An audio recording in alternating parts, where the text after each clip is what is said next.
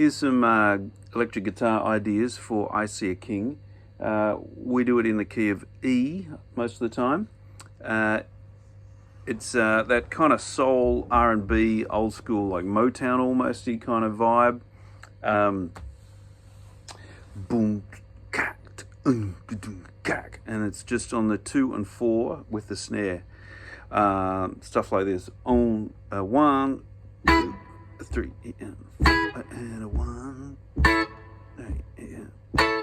So that's an E chord, root note on the 9th fret on the G string, top part of like the E bar chord at the 7th fret, but the top 3 notes.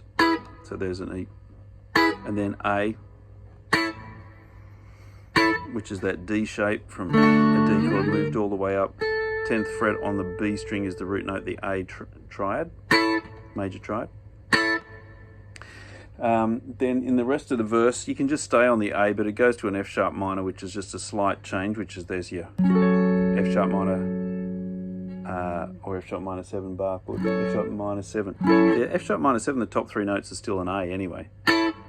So you can just stay on that because that's, you know. So 1, 2, 3, verse. I see a king. Then in the F sharp minor and the A and the E. Again, second half and F sharp minor and just stay on that A chart. It goes back for another second verse, but then it goes on to the chorus. It's pretty much the same thing, though you might strum a little bit more. G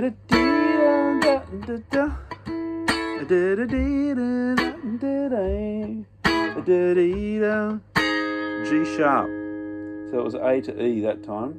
To G sharp, C sharp minor.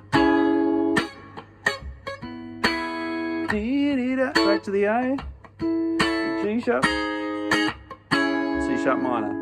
And then F sharp 7. So I think from there, the C sharp minor triad, F sharp 7. I think maybe even just sticking the pinky on there to turn that like the top 4 notes of the F sharp 7. Even the whole bar chord's fine. Just concentrate on the high notes. And then the last one there is an A over a B. So that's you can just go for an A chord, if the bass player will hit the B, or even just that A, try it again, but there's a B note there straight underneath it. Back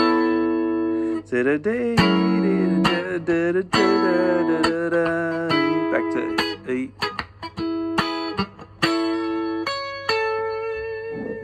Okay, so there's the chords. They're all just using those triads and mostly just on the 2 and 4, but maybe a little extra strum in the chorus to get it going.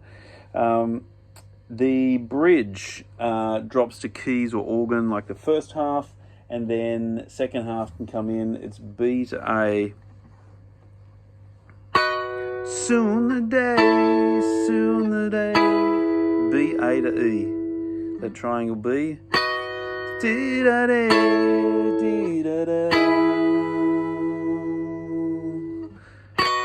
Da-da-da-da, to the G sharp, to the C sharp minor, then the A and the B, sorry, the E and the B and the E, or just that back to that E again there. Now, any of these, you could do any of the inversions. I'm just picking these ones because if you stick in this kind of area on the fretboard, you tend to stay out of the way of the keys and the acoustic guitars down to here, so you're up a bit higher. It just finds a little space in the music that you can play all those voicings in inversions down there, but I think I just find it just creates a bit of space in the mix, and the guitar stands out a bit more clarity. I think it's all the same chord voicings, yeah, till we get to the end.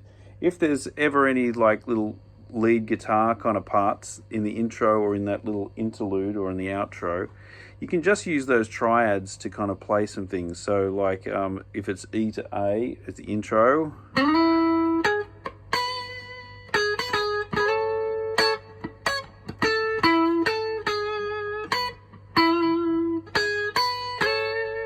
You can see how it's just the E and the A. Or even easier is you just take one of those triads and move them around. It can sound fine, like so it's E, like maybe this.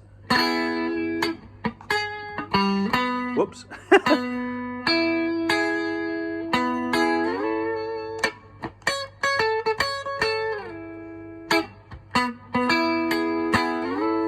Do.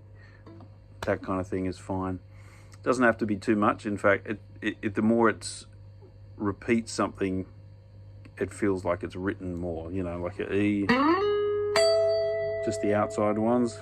Then to the A, E, and then different A on the outside. There's that A there. So I'm just playing those outside ones. Some things like that. Try some of those. Cheers.